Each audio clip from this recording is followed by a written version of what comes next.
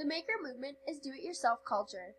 This means shifting things to the learner, allowing them to tinker around with robotics, computers, and anything else that we can bring into the classroom, while at the same time allowing groups of students to work together to share ideas, promote growth, and learn new skills. The maker movement recognizes that knowledge comes from experience and seeks to provide access to a range of experience and expertise, so that each child can engage in problem solving. With the maker movement, students learn to use tools that are available to them, work on projects that interest them, constantly finding new ways to make it better. So while I was at Maker Day, I had the chance to work with Raspberry Pi. So Raspberry Pi, as you can see from this website, is a mini computer.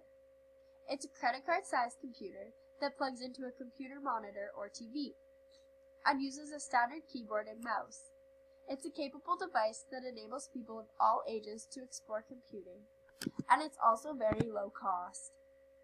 So this is an overview of Raspberry Pi. As you can see, it's equipped with HDMI and USB ports, SD card readers, audio outputs, and a lot of other fancy features. This leads me to my next question. How can we use Raspberry Pi in the classroom? We can use it in a grade 5 and 9 circuit unit. I remember when I was in grade 5 and we made mechanical cars. It was our choice what materials we wanted to use, yet the only goal we had to meet was that the car ran on its own without any help. This also applies to Raspberry Pi.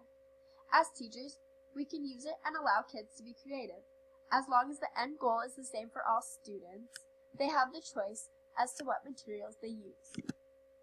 So if we look at the Alberta Education website, we see that Raspberry Pi can help with performing and recording. Students will construct and test prototype designs and systems. If we ask our students to use Raspberry Pi in a way that will allow them to broadcast their favorite games onto chairs or screens or any objects they'd like, this also helps them to carry out procedures controlling the major variables. So if they identify problems with their project, they can continuously build their prototypes and change variables until they meet the end goal. Although the end goal is the same for all students, the materials they use allow each student to have options with their project. So why would this help students in my classroom?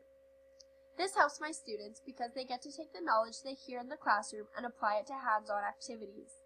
If I use Raspberry Pi in a science classroom, students get to see what USB ports and SD card readers look like. They get to tinker around with the cords and make inventions. Using this technology in the classroom allows students to problem solve, because when they encounter problems, they also are able to find solutions. Allowing students to make mistakes in a safe environment allows them to realize that succeeding on the first try doesn't always happen. If at first you don't succeed, keep trying. When I was interacting with the Maker technology, I learned that with Raspberry Pi, you can use it to project games such as Minecraft onto the wall, chair, monitor, etc. So in this case, Raspberry Pi can be used at the same time Minecraft is used in the classroom, which leads me to the next technology that I find is helpful in the classroom. Minecraft. So as you can see, Minecraft is a game about breaking and placing blocks. But as the game grows, players work together to create wonderful, imaginative worlds.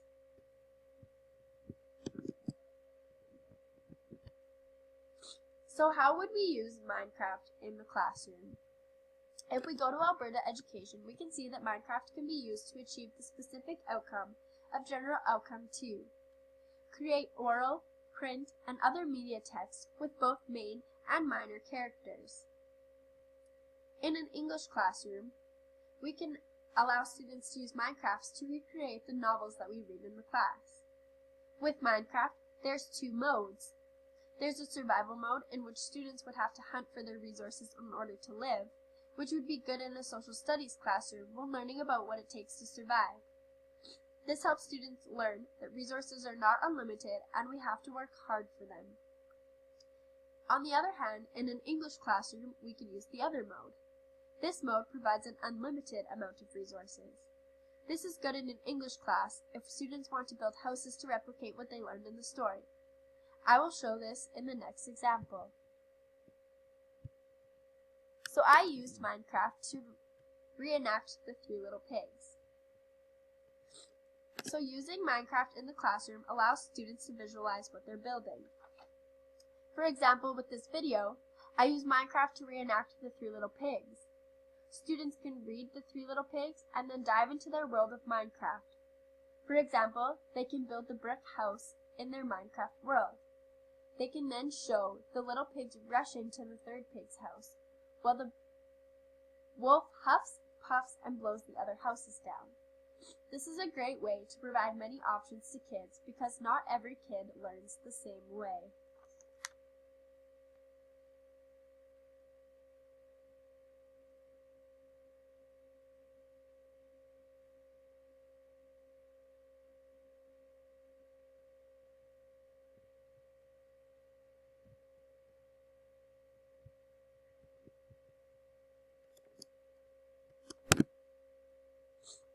So why is this valuable to my students? Having this product in my classroom is important because it allows students to visualize. Often just reading words of a page in a novel is not enough for students to see what's going on. By using this, students have an impulse to create and are able to. Most students are constantly itching to have a hands-on experience with the material they're learning.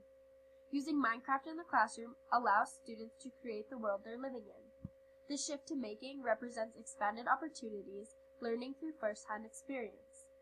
This offers the potential to make classrooms more child-centered, relevant, and more sensitive to each child's remarkable capacity for intensity.